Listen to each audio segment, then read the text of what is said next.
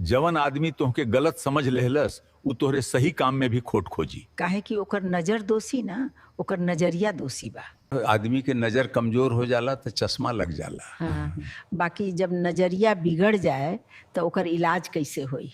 नजर आंख के होला, बाकी नजरिया मन के होला। आँख के रोशनी डॉक्टर ठीक कर सकेला, मन के रोशनी आदमी के खुदे जगावे के पड़ेला। हाँ। आ याद रखा, दुनिया तोहके कैसे देखत बा उ तोहरे बस में ना होला। दूसरे के नजरिया के बोझ मत ढोआ।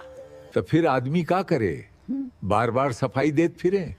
सबसे ठीक उपाय बा अपन मन शांत रखा।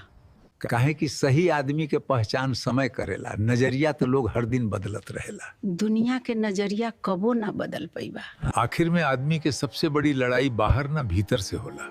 बाकी जे अपने मन के अड़िग रखलस उहे असली विजेता बा।